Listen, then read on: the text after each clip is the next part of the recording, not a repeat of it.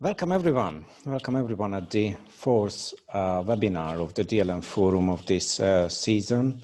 I don't know whether everybody knows DLM Forum.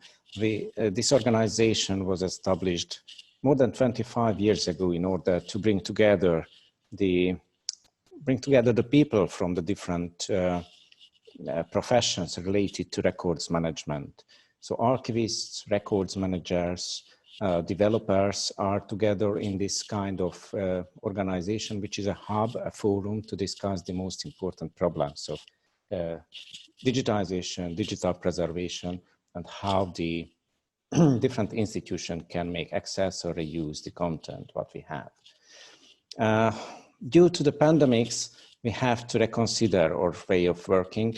Before that, we had semi-annual meetings personally at the place of the European Union presidency, president country.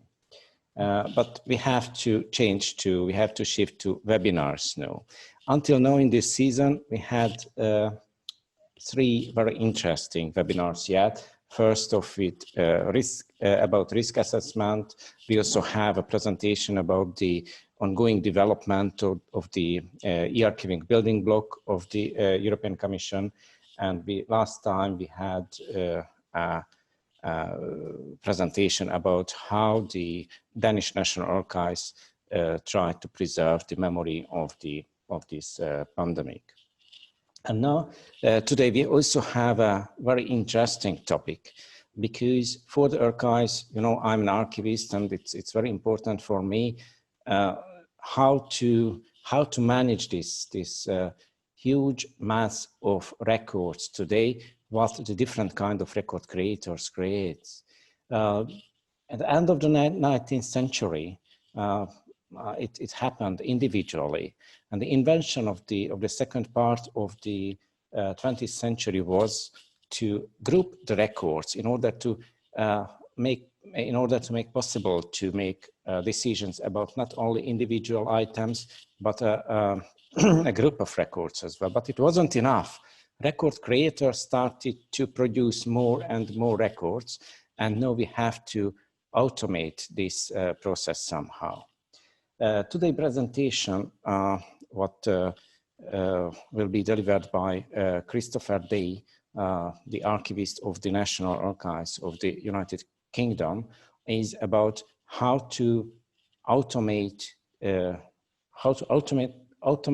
with an automated way, classify the records. How can we make topic-based group of records from former historic collection. So not to take the time away from Christopher, I just to introduce him. So as I told, he's working for the National Archives of the United Kingdom. Previously, he worked for the London Metropolitan Archives, and now his primary interest is the administration of the health records, and beside that, how to extract information of these historic records by the help of new technologies. So after this short introduction, Christopher, the floor is yours. Thank you, Zoltan. Yeah, thanks very much for having me along today. It's a real pleasure and a privilege. Yeah, as said, I'm head of modern domestic records at the National Archives, and I should probably preface this by saying that I'm very new to data science and digital manipulation of records like this. So some of this may seem very sort of schoolboy or sort of juvenile in its development, but I hope it will be interesting. So I'm going to try and talk to you today about topic modeling the catalogue entries, or the catalogue representations of the records of the General Board of Health, also known as the Local Government Act Office later in its life, from between 1848 and 1871. It's a set of records held in the National Archives that I was involved in the cataloguing of. So I'm interested to see how we can use computational methods and computational analysis to try and read these at a distance, so to speak, to get an idea from the representations by processing them computationally about the topics that the records deal with, to try and give us a better focus when we actually start delving into the records as researchers and as archive professionals. So I hope you find it interesting, but I will go on now. So just to give you a sort of overview of what I'm planning to talk about today. So I'm going to try and give a bit of sort of a historical and sort of archival background, but talk a bit about the English cholera epidemics of 1831 to 1832 and 1848 to 1849, and how that led to the creation of a piece of legislation called the Public Health Act 1848, landmark legislation in sort of British public health history, which led to the creation of a government agency referred to as the General Board of Health in its initial designation. Then I'm going to talk about the records of the General Board of Health, which I'll refer to as MH13, which is the sort of record series is reference as the National Archives catalogue gives it, and talk about the catalogue entries that have been created for this series of records, their scope and their structure. Then I'm going to sort of get a little bit theoretical and, well, somewhat, and talk about what we mean of this phrase as catalogue as data. I know often as archive professionals, increasingly we talk about looking at our collections, both digital and digitised, as a source of data in their own right to be manipulated by computational methods. But I'd like to think about what our catalogues can do in a sort of similar way, using computational methods on our catalogues to conduct historical research. And with that in mind, I'm going to talk a bit about the ideas of distant reading, of topic modelling, and particularly a form of topic modelling, which I've used in this sort of test research called latent Dirichlet allocation. I will explain how I went about that, and I'm going to have a look at some of the results I had from doing it. And at this point, I should say this is work in progress, so I am happy to receive your comments and questions at the end. But moving on to the sort of historical and epidemiological background. So the 19th century, as I'm sure you all know, saw a number of global cholera pandemics. They began in the Indian subcontinent and then sort of spread west across the world, obviously in an increasingly globalized world in the 19th century. And the British Isles had their first sort of epidemic scale of cholera during the second global cholera pandemic, which lasted between 1829 and 1837. Cholera arrived in Gateshead, which is in the north of England, via a ship that we believed to be from the Baltic in October 1831. The epidemic spread throughout the British Isles over the following year, leaving around 52,000 people dead. Now, cholera is a disease that, fortunately, many of us in Europe and much of the world no longer have to deal with on a particularly large scale, so it might be worth going into what it is. So cholera is an infection of the small intestine, which is caused by some strains of the bacterium Vibrio cholerae. And the symptoms of this disease range from none to mild to severe, although obviously in this case I will be talking about mostly the severe cases of it. It is spread predominantly by unsafe water and unsafe food that have been contaminated with the feces of infected humans. Humans are the only affected animal by this disease.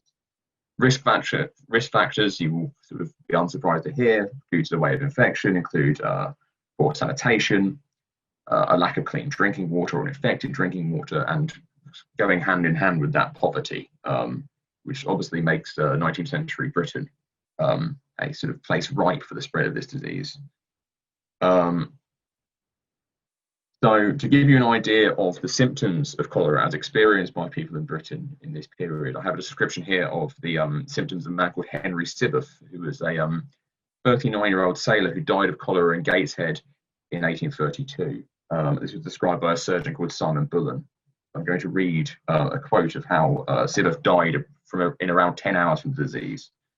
So Bullen, the surgeon, says, at 2 o'clock on the 12th of January, he became attacked with a sudden purging and an extreme coldness. The surgeon attended him at 9 in the morning. The eyes were then sunken. The countenance had assumed a deathly character and was changed to a blue colour. The pulse could scarcely be felt and was 70 in number.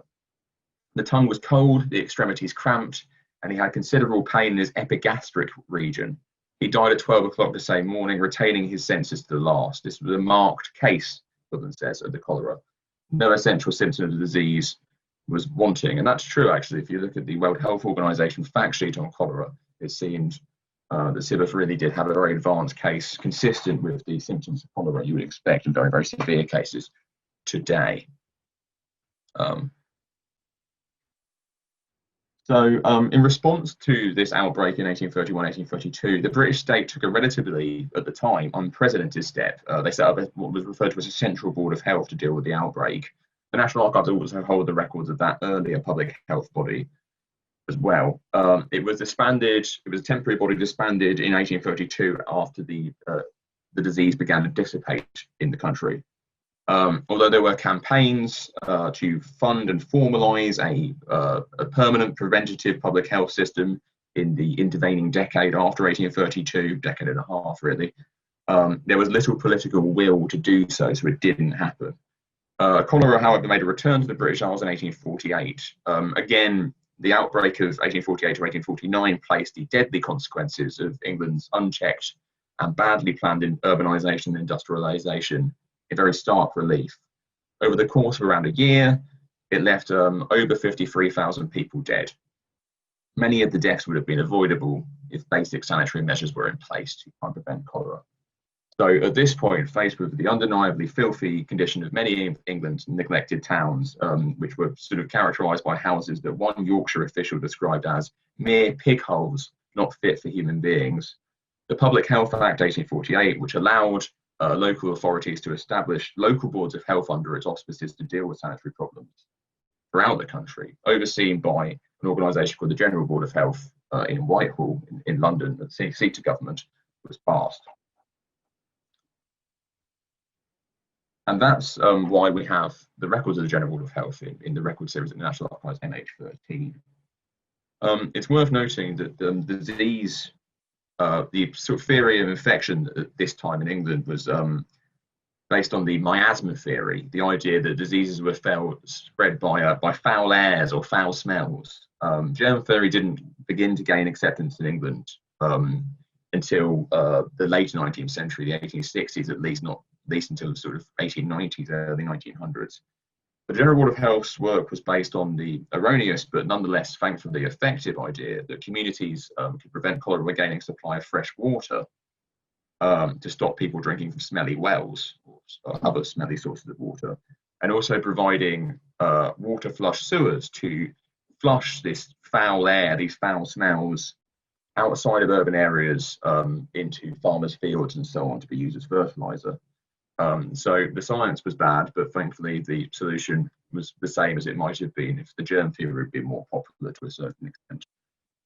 So that's why we have the records. They consist of 272 bound volumes of correspondence, each consisting of about sort of 300 to 600 letters, and other reports and other papers.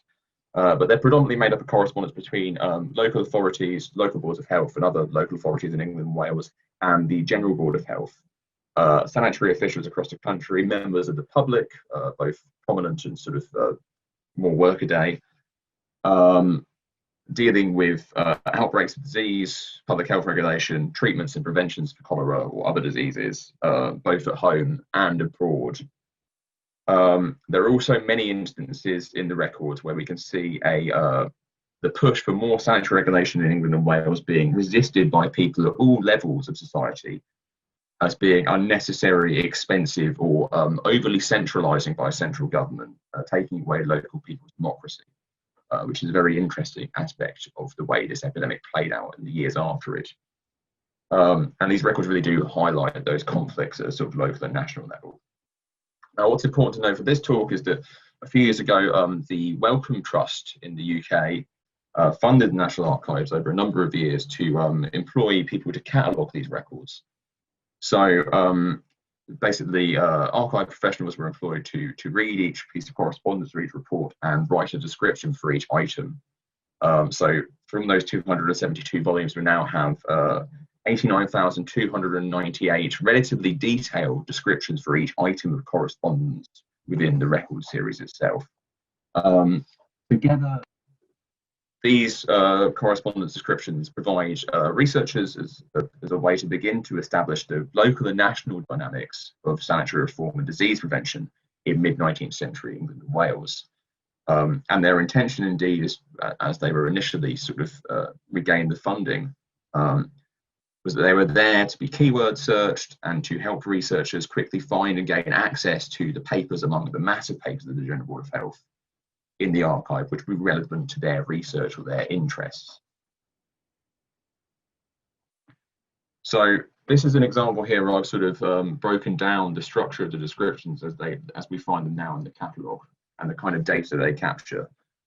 So we can see here, I haven't included the reference of the item, but it would be formed of MH13, then a forward slash and a number for the individual volume, the physical object, and then a number for the item within that volume, i.e. the thing that's being described in the description you can see on the screen here.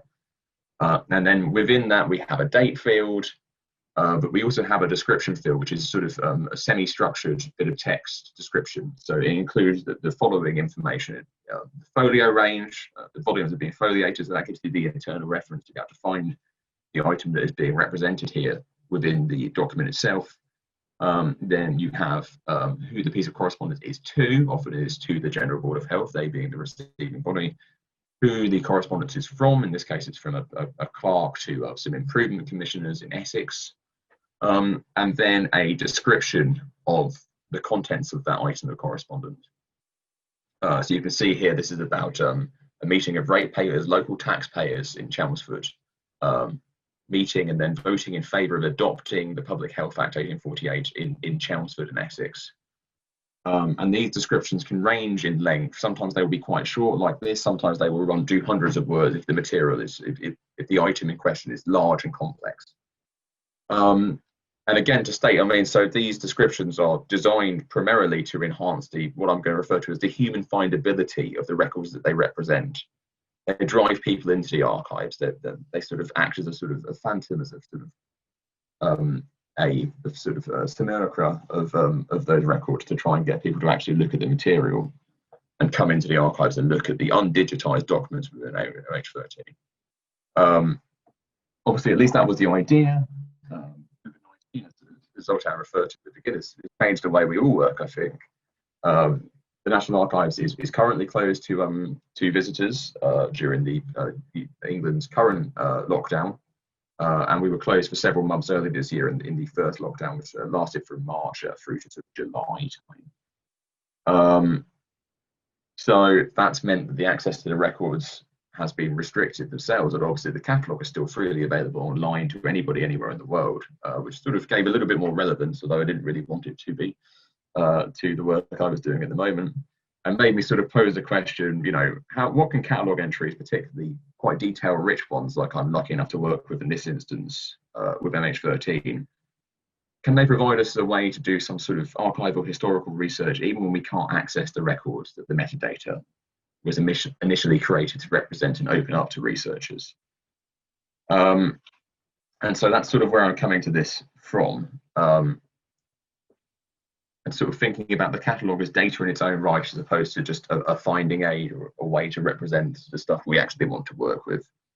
As I'm sure in this forum particularly, we all know digital humanities and sort of the expansion of sort of computational science has meant increasingly the cultural heritage institutions had to accept and adapt to the fact that born digital and digitized resources and records they have created or accessioned are data to be exploited, even if they haven't necessarily been designed with computational access and computational exploitation in mind.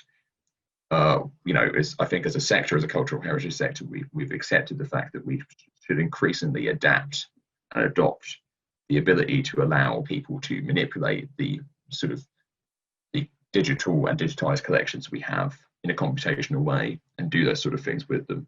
And this is the basis of some of you probably, many of you are aware of the 2017 Santa Barbara Statement on collections of data. But while the Santa Barbara Declaration speaks briefly about catalogues, it doesn't really delve into them too much. It speaks predominantly about records, the original digital and digitized records that we have.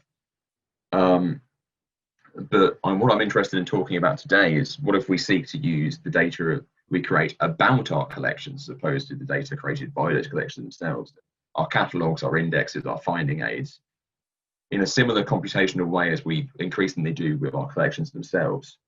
And what will we do with a vast amount of machine readable text, like we have in the case of the MH13 catalogue entries? So that's the question I began asking myself. How do we begin to see the whole picture that these records collectively paint?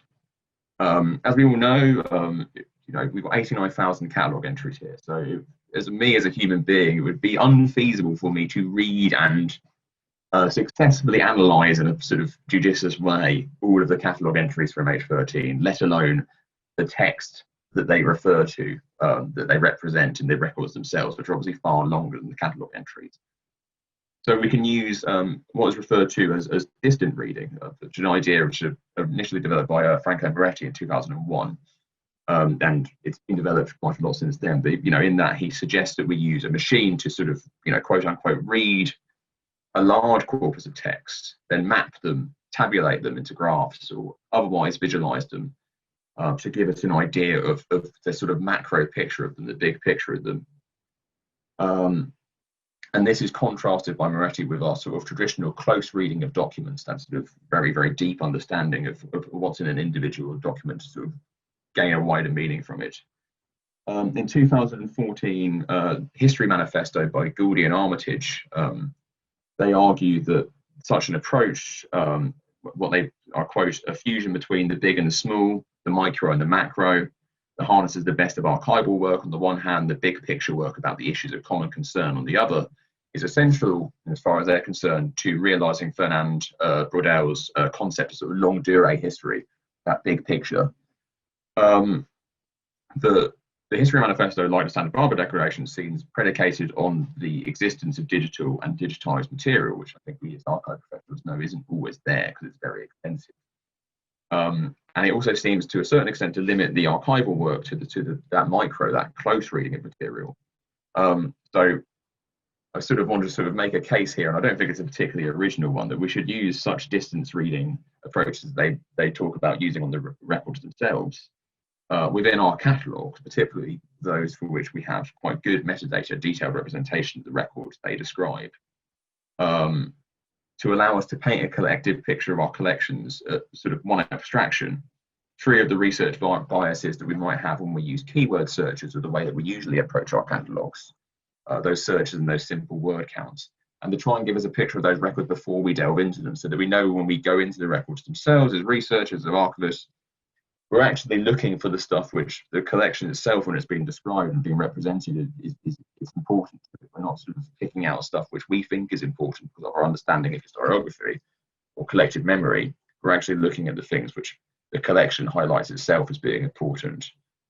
And that's sort of what I've begun to try and do in quite a limited way with the records in MH13, adopting the methods of topic modelling, try and gain an overview of the significance of various kinds of topics within the collection to better direct my own and others' research into the records themselves. Now, topic modelling is a wide and varied field. It has very many different methods attached to it. One form of distance reading, indeed, is topic modelling. So a simple version of topic modelling is something which is referred to as term frequency inverse document frequency, or TF-IDF as it's sometimes called. Which basically is a quite simple, relatively simple mathematical calculation algorithm, which basically says that if a word is frequent within an individual text, but less common within a whole corpus of different texts, it holds that word to be more significant to the meaning and the subject of the text. So therefore, you start to sort of highlight words rather than the connected words like the and in English. You start to sort of have the words that matter to the subject of the text. In the case of the work I've been doing, though, I've been adopting a slightly more complicated, dare I say, sophisticated form of topic modelling, which is referred to as latent Dirichlet allocation, which is sort of an algorithm for topic modelling, which was initially developed in genetics, but has since 2001 or so been used to sort of do text topic modelling. So in latent Dirichlet allocation, or LDA, as I will probably start referring to it throughout the rest of this talk, we work under the assumption that each text within a corpus has a latent or underlying topic or subject, which is characterized by the distribution of words within that text and the distribution of words that are within it and other words across the whole corpus of other documents. Now, in this modeling, the algorithm remains more or less the same. The user defines the extent of the corpus of text. So in this case, I'm working with sort of descriptions of records within MH13.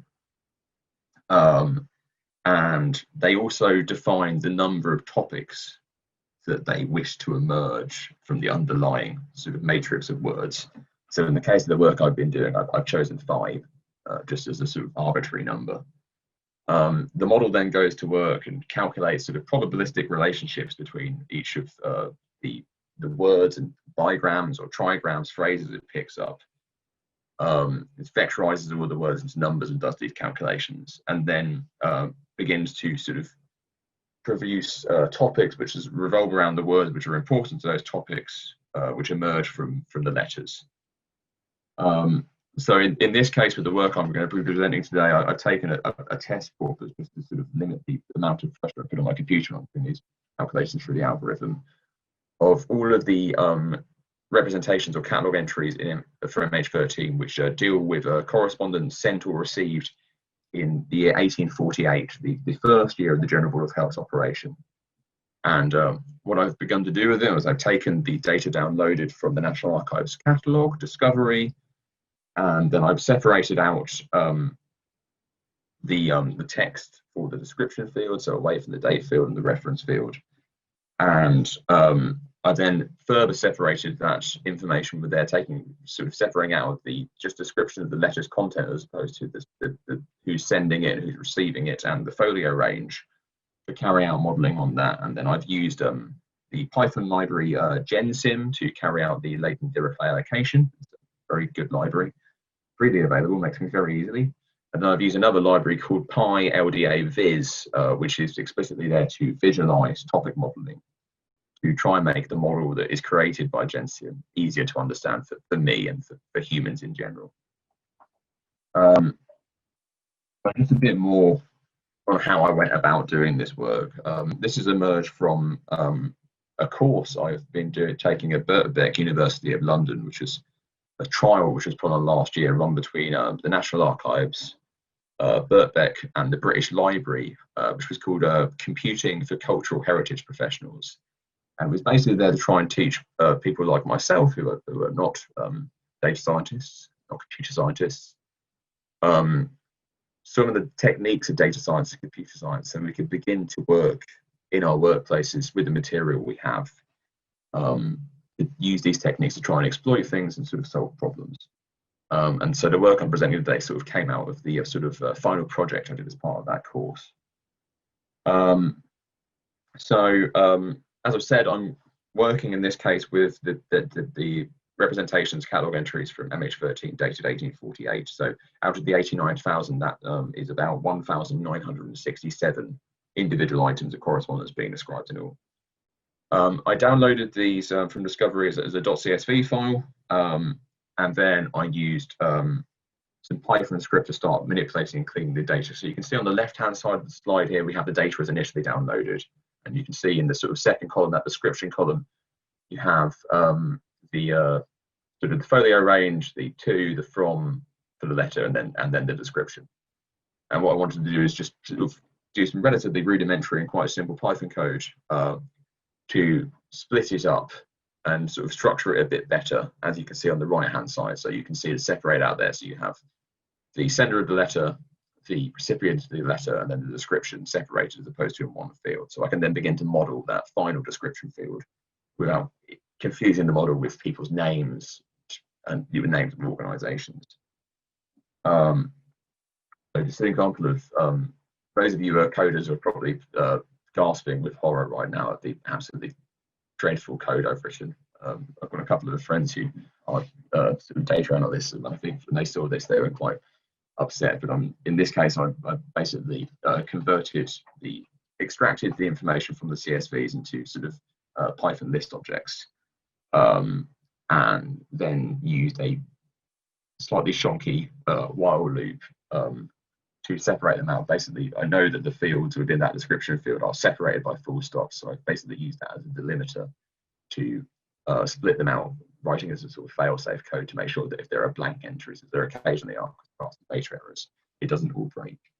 And then putting those into sort of new lists, separating out the data, and then putting the data from the pandas data frame afterwards to give myself a bit more structure and sort of data consistency.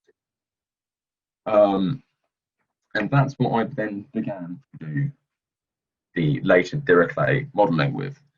So as I said before, I used Gensim to do modeling. It's a great, freely available Python library which allows you to carry out a number of different topic modeling techniques. It has really good tutorials.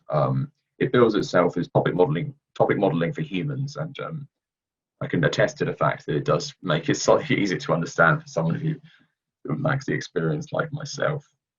So as I've said, Gensim makes the process very simple.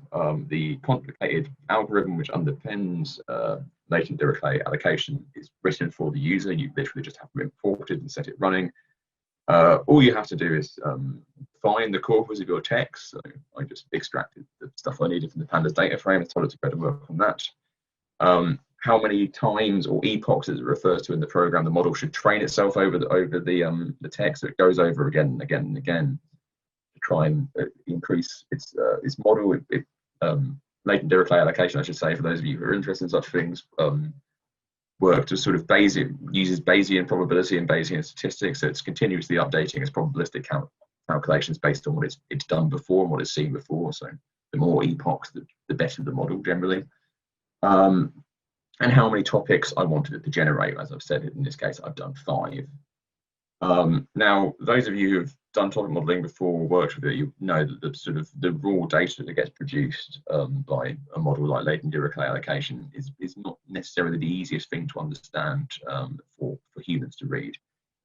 So I then wanted to sort of try and produce some visualizations in the spirit of Franco Moretti's idea of distant reading, that tabulating, that graphing, that visualizing in general of computational information, to allow myself and other people to understand the results of this modeling better. And again, I use another free and very easy to use Python library here. It's called PyLDA-Viz. And basically, PyLDA-Viz produces visualizations which are sort of 2 parts. So you have a sort of a graphical map which shows the topic groupings across the corpus, their sort of relative size of the topic, how important it is, and how sort of populous it is within the corpus. It's shown by the size of the circles of each topic, and their sort of proximity or relatedness to the different topic groupings is shown by the distance between those circles on the map. And then on the right hand side of the visualization, which we'll see in a minute, it produces a sort of histogram of the terms it considers to be most relevant within each topic, and then also produces a sort of a general histogram at the start of the sort of most salient or sort of most important terms across the entire corpus. And basically what it does, it allows us to sort of quite quickly look through the topics, see their size quite easily in a way that we as humans can understand them, and also see the relevant terms, so we can start to have an idea of what those topics actually relate to when we're looking at them. And it gives us sort of the most relevant sort of words, and also bigrams, and you can do trigrams. So that's bigrams are sort of sets of 2 words together that are found often together, and the trigrams obviously are 3 word phrases. So let's take a look at the modeling. I'm hoping this works. So I've basically got a YouTube video which should load in a second. Oh, hang on, go back. There we go. Which I will stop and start a bit. This was produced by the National Archives as sort of a poster display we're doing for our annual digital lecture, which is usually on site, but obviously as many things are now, was online last week. Is interesting. So we start here with the corpus as a whole, and we can see the map here on the left-hand side of the model with all the topics, the 5 topics. So you can see that the first 3 topics are very closely related, and then topics 4 and 5 a bit smaller and quite distant, so that they don't have the model considers them to be quite distinct and quite discrete from the sort of first 3 topics.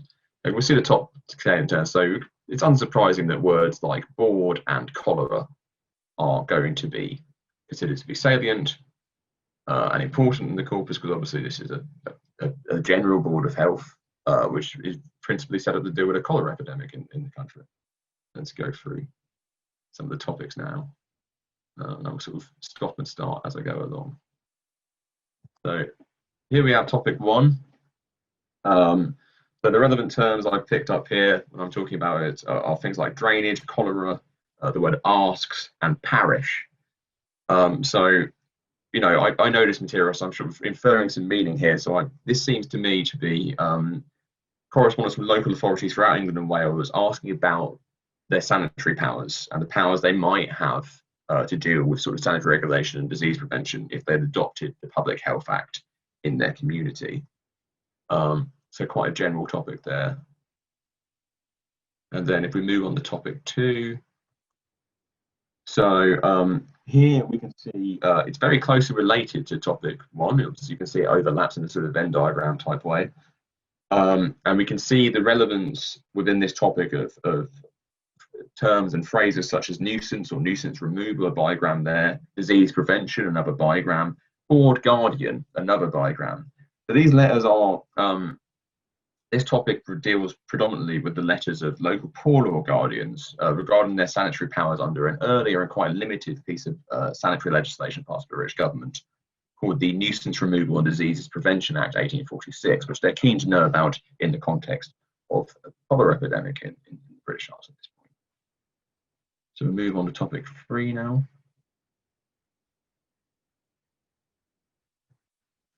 So here we can see the relevance of terms such as public health, a bigram, health act, ratepayer, petition. These are all highlighted as being relevant within topic number 3. Again, closely related to the first 2 topics. And these are quite similar as much as they are letters in which local inhabitants of district ratepayers, local taxpayers, as they're referred to, are formally petitioning for the adoption of the Public Health Act in their communities, which they have to do legally. So it wasn't adopted across the entire country. It was for local authorities to decide that they wanted to implement its provisions. Move on here to topic number 4. So topic number 4, we can see the prominence of and relevance of words and phrases such as cholera, case cholera, and reporting highlighted here. So it's a case of cholera. It would initially be in the text, but I used another free resource, the Natural Language Toolkit, which is freely available, has a list of stop words, connected words that don't impart meaning in sentences as grammatically as important as they are, which removes them to try and stop topic modelling like this getting too confused by connected words. So it would be case of cholera, but now it's been sort of cleaned up. It's case cholera. So these are letters which are quite common in the material for 1848 from doctors and other medical professionals reporting cases of cholera and treatments and preventions in their local area. And then finally we move to the quite distinct topic 5. We can see here the prominence of bigrams and phrases such as superintending inspector, application, and appointment. It's a very discrete and separate topic and a small one, but an important one. So this is the first year the General Board of Health existed and basically had a number of members of staff called superintending inspectors, who are effectively sanitary engineers who go around the country sort of reporting on the sanitary conditions in towns and villages and cities, and also reporting on the sort of worthiness of schemes for drainage set out by local boards of health so they could gain funding. And so this topic relates to letters from people who want to become and are applying for jobs as superintending inspectors. So that's the topic modelling, and I suppose this is the time to sort of reflect on how useful that was as an exercise for me, and what I would like to do with it next before we wrap up. So machine learning with archival data sets or any sort of text really is quite a lot of fun, I find, not least when packages like GenSim do quite a lot of the hard work for you. But the question remains always, after the algorithm ceases to sequence through what you're analysing, what can the results tell us that we didn't know anyway? So in this case, using quite a limited sample of MH13 descriptions, I've not personally learned a lot about these sort of the topics that the material covers and how important they are. And that's because I knew the topics that these letters consisted of, because my first job at the National Archives was cataloguing them, so I wrote quite a lot of the data I was analysing here. But I'm pleased that the topics seem to conform, the topics generated by the model seem to conform with my understanding of the records as well, which makes me confident that it's relatively accurate and it's worked. And also it's been successful as much that it's given me this sort of quite easy to understand visualization and representation of these records. And it's taken a couple of minutes for the computer to do this. It would have taken me hours to do it myself, to do this kind of analysis and work out what the relevant terms were. And I think this is important and sort of builds on the work I want to do in the future. So using catalogue descriptions in this way quickly gives us a very understandable impression of what the main features of the General Board of Health's work and correspondence was in 1848. This distant reading can allow us to carry out a better focused traditional close reading of the records that we're looking at. It's important for us to see, sort of what the important topics are within that model. It can tell us quite quickly what they are. I'm hoping to refine the underlying code of this topic modeling a little bit more. I said I'll remove some stop words that you can still see that there's words like his, which are appearing as relevant terms, even though it's not really a relevant term to the subject matter. Introducing trigrams or maybe even sort of quadgrams to sort of get better senses of sort of common phrases that appear and how important those are. And then also move on to work not just with 1,900 or so entries, but with all 89,000 plus descriptions that we have for this series. And talk about the applications for other series within the National Archives collections and catalogues and other archives collections and catalogues. So, I think using catalogues as data, as I'm talking about, to carry out computational analysis is a great way to take the work carried out by archive professionals for one purpose, to make our material easier to find by researchers, and to do something different with it, treating it as a record and a source of historical data in its own right, which can inform our understanding of the material it describes and represents and how we approach it. As I've said in the abstract to the talk that was sent around, I hope this proves, and I'm sure many of you probably agree with me anyway, and I'm not telling you anything new, that we shouldn't treat our catalogues as sort of representations, phantoms of our records, merely just there to sort of get the researcher from A to B, to get them into the reading room and looking at the material they need, the proper stuff. The records, as I've said, in their own right, which computational methods can model and give us a much better understanding of what is actually important within those collections. And so at this point, I will stop sharing my screen, but I am on Twitter, quick. But I hope that was enjoyable and interesting, and we'll see here to take any questions or comments you might have. So I'll return to the room.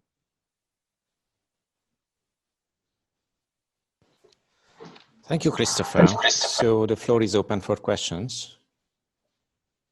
Please pose it in the questions and answer sections.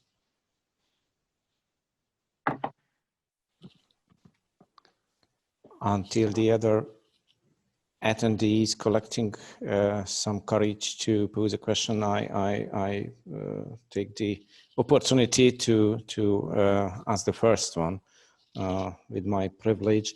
That I have general and specific questions as well, but generally, how do you see the opportunity for the possibility of the integration of this kind of method into real search, catalog search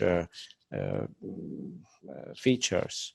Because I think yes, this kind of research is very interesting for the specific academic users to analyze the data, analyze the text this way.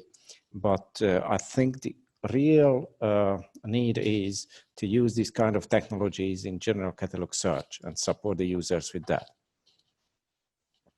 Yeah, so that's a really interesting point. So, and I think you're right. Because I know, for instance, with the catalogue for National Archives, we know that the terms that are most frequently searched for are not ones that produce particularly good results. So a lot of people who are sort of non-specialist archive users, family historians, genealogists, sort of just interested members of the public, they'll come to the catalogue. It looks like Google. They expect it to behave like Google. They will type something and it will return something they don't understand, and they won't be able to find the record they want, and they go away frustrated. I know it's something we're trying to my colleagues at the National Archives are trying to improve and try and sort of make it more intuitive. But I think you're quite right. If we can sort of try and integrate this kind of modeling, which is relatively straightforward to do, to give people a sense of the terms that pop up in collections, it gives them a much better way to search them, to use their keywords properly, not be looking for things that don't turn up. Give them a sense of what the terminology is being used, why it's important. So yeah, I think that would be a really important thing to do. Are there any research in the TNA related to that, or any actions how to take this kind of new technologies and put it into the discovery? So I know there's been some work done by some of my colleagues at a project which is called Traces Through Time, which is a bit different, but Yes. that's looking at sort of linking up records in disparate series or sort of fonts of records, primarily to try and support people who are doing genealogical or sort of personal interest research, so they know if they find a record of, for instance, someone in the Merchant Navy, it will then say, well, actually, I think there's also the same person based on the certainty we have from sort of, looking at these different records and disparate collections. It seems like this might be the same person, so why don't you look for this? And that's sort of adopting the ideas of sort of open link data, I suppose, to a certain extent, into the catalogue search. I know my colleagues are also trying to work increasingly to sort of look at the way people use catalogues, sort of intuitively anticipate searches. Whether or not this topic modeling will be included is so I work in a sort of collections knowledge department, but it's actually an interesting point I hadn't thought of really. Yeah, I might try and raise it in some meetings. Whether I'll get in the whether people will like it or not, I don't know. But okay, we have a question from the audience, and yes, I read it, but I also ask Christy to switch on the user's voice. So the question is from Matthias Petterfolvi that it looks very similar. These features, what you use, are looks very similar to the Cholera and Elasticsearch features. So the question is whether are these services doing the same? Question mark. So I don't know the answer. It may well do. I know that a lot of these methods are incorporated into a lot of more sophisticated search functions. But I'm not personally too knowledgeable about those things. And I will plead ignorance here because this is sort of something I've just started coming to. But you may be right, and I will have to probably Google to find out whether you are. But I'm assuming you probably are. Sorry, Matthias. That was a bit of an incomplete answer. Yeah, thank you for the answer. I have an echo when I speak, so I don't know if this is normal or not. So, as a matter of fact, I have read several books about those technologies because I had a project, an IT project a few years back, which was a good candidate for deploying one of these solutions. And many years ago, I also learned another technology, which at the time was pioneering, which was Verity Search. Maybe you have heard of that. I was in the years 1990s. At the time, there were no many similar solutions. Now we have Solar and Elasticsearch, which are both open source and free and scalable. And they all build on this idea of integrating natural language libraries, so you can identify those stop words, and then you make analysis on how are other terms recurring in the document and whether those occurrences are grouped in same sentences or very much spread apart the whole document. And then they derive those what they call topic libraries, not libraries, but topic maps, so they will try to put some meaning on those groups of non-stop words that they have seen recurring on documents, and then that's how they build their collection, which is that additional metadata which describes the text inside the document. And in fact, using only that index, you can rebuild all document detailed text, because those indexes describe the relative positions of words, one related to the other. So you will be able to rebuild the whole text except for the stop words, which like articles, preposition, and such, which are removed from the analysis. And so the whole thing here very much resembles what you have described. And so I wondered how they would differ from the GenSim system, which I have never played with before, but I surely will because I also like the Python language. What is missing in Solr and Elasticsearch maybe is the idea of training, because what the collection does in Verity and in Solr are really, not Verity, but Elasticsearch and Solr are just like the a rewrite of the old document, of old document text, and the analysis part happens during the search. And what you can do before the search is elaborate those maps which relate the topic one to the other, and that is really black magic in Solr and Elasticsearch, as far as I understand, because there are little support in the tool themselves to build that automatically, and maybe that's where GenSim would enter into play there. So, but I'm a little bit confused about how those system relates to one another, and what is the boundary of one, and where you have to switch to the other one to continue the processing. So that was my question, and it's sort of floating still. So I will have to delve further deep into these into GenSim to really know. I think I will have to look at Solr and Elastic as well myself, because that sounds really interesting. I mean, the process sounds very similar. Whether I assume that, I don't know what algorithm underlies those abilities, but it's sort of a similar process. But yeah, I mean, GenSim's quite good because it allows you to do lots of different kinds of modeling quite quickly. So you could feasibly do different methods of topic modeling on the same corpus in relatively short order, just by sort of commanding it to do so.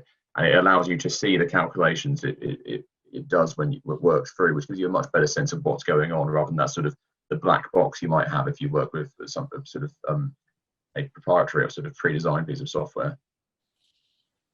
But yes, I will look into it because it sounds really interesting. Okay, Matthias? Yes, one last thing.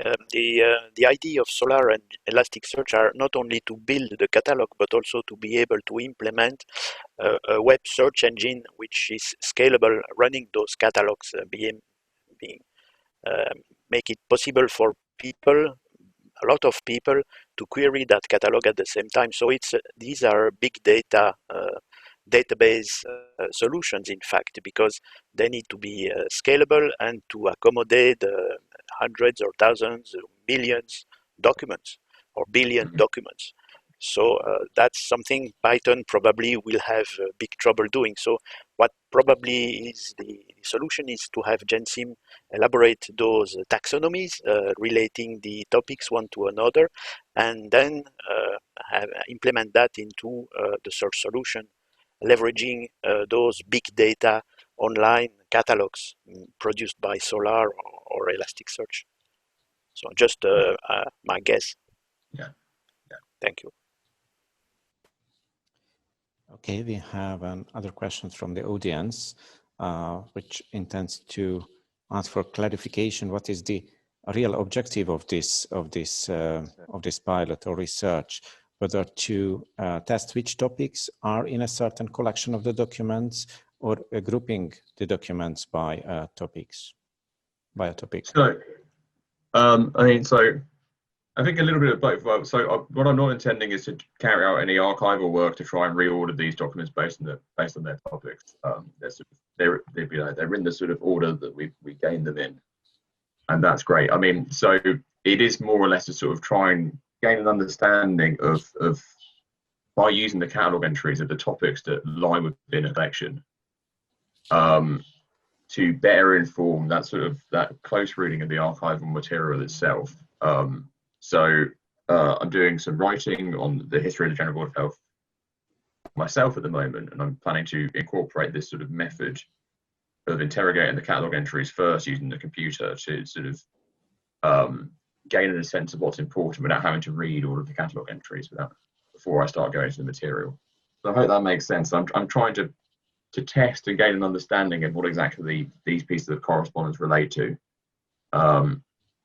And I sort of thought a bit about how obviously a lot of catalog descriptions or representations aren't quite as detailed as the ones we find in this collection, but how this method might be applicable when working with other catalogs. And it seems using sort of things like Solar and Elastic as well. It seems there's sort of some carryover into other things about how we could build it into future systems or into our work in general.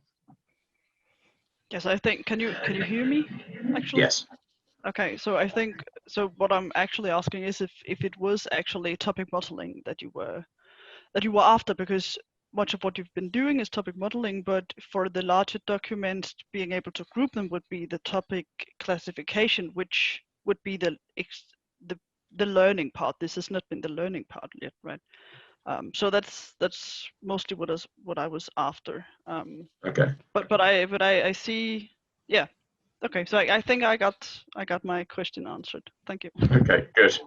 Yeah, I will have to apologise again. So I mean, this is all very new to me, so I'm very interested to hear people's comments as well. So I'm sort of very naive when it comes to sort of data science and computational stuff like this. But yeah, it was just the way you formulated the things that you wrote. I was just not sure as to whether it was actually just starting out as topic modeling and whether what you actually wanted was ending up doing topic classification. But for the topic modeling right now, you're doing unimodal topic modeling, right? It would be interesting to see how this would using any other sort of stochastic modeling, how this would turn out. Yes, certainly.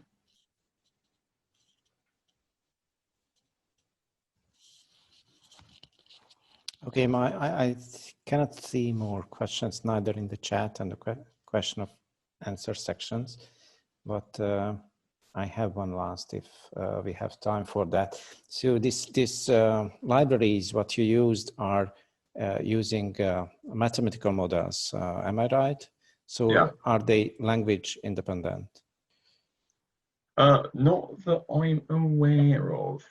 I mean, I think, well, in as much that, so I think if you're, it depends which, it's a natural language toolkit that I've been working with, which sort of does the classifications and sort of gives you the underlying sort of lemmatization of the way the words are dealt with and how they're vectorized into numbers. I think that's dependent on English language.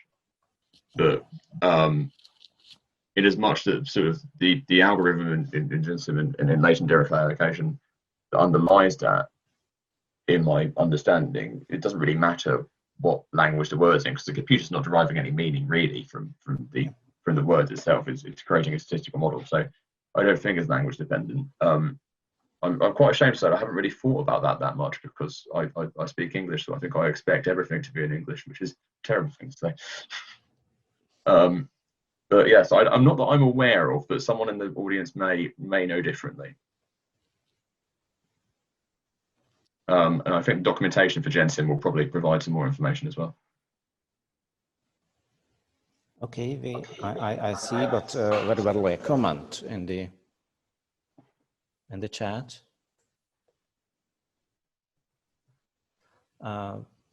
Christy, can you make available the user, because yes, maybe you want to comment something. Just a second.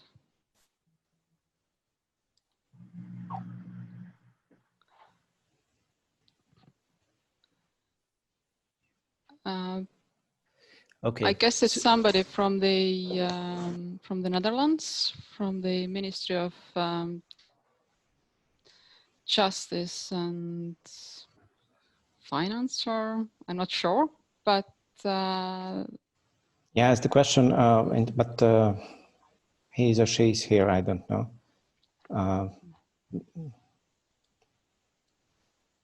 The comment says that but you can talk. It would be nice to share your code.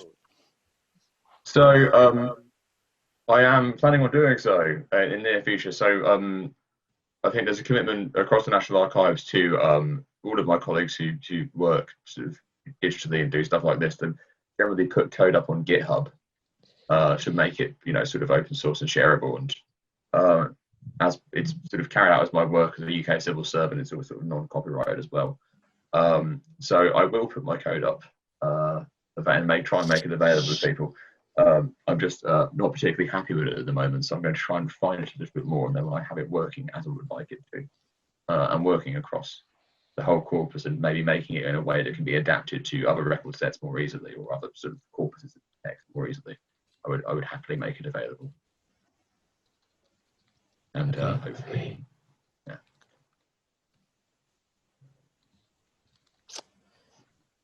So I check again the questions and also the chat. If there is no new comment, then but I can conclude. see that Matthias would like to ask yes, another question.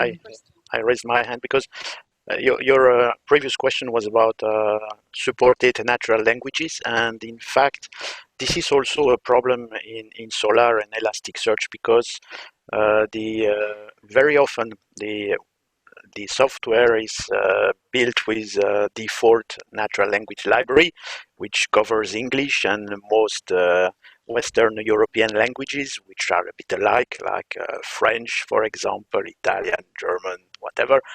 And then you need sometimes to have a more refined natural language model when you need to deal with languages which use prefixes and suffixes in more often. Good examples are Asian languages and also Hungarian or Finnish, and these languages are so much different from English, so they need very special libraries to dissect the words and recognize infinitives and participles and such things, and then you end up needing a commercial solution. Most of those very good natural language libraries are commercial, in fact. So very often you have to buy these things, even if the rest of your software solution is in fact open source. So that's the situation in Solr and Elasticsearch. I don't know about Gensim, of course.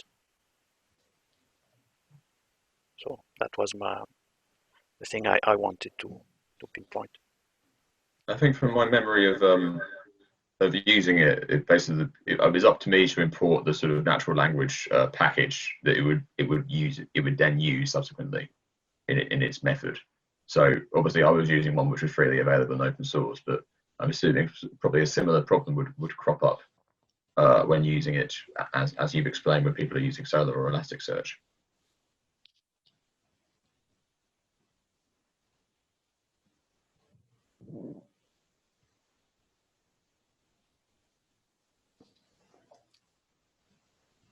So, Christy, am I missed something? Somebody? Oops.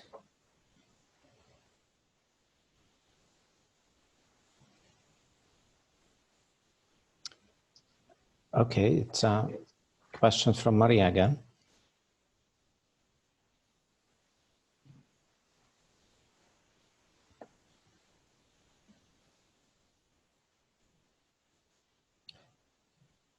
It's from Maria to Matthias.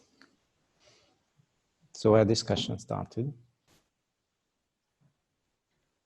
So yeah, so Maria's said stop words don't actually affect the actual underlying model in latent numeric allocation, which is correct. My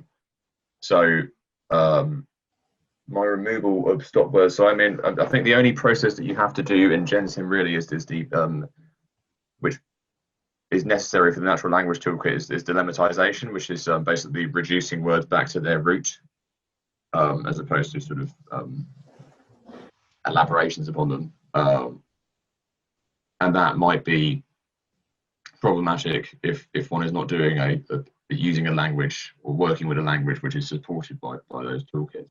The removal of stop words I've done sort of independently when I've been cleaning the data, just because I found that they were things that I considered to be stop words were occasionally being flagged up by the topics when I visualized them at the end. So I just wanted to sort of, I knew they weren't relevant and I wanted to remove them from the descriptions to try and get something which sort of highlighted sort of thematic or subjective terms a bit more. But I don't think you need to remove the stop words in Gensim.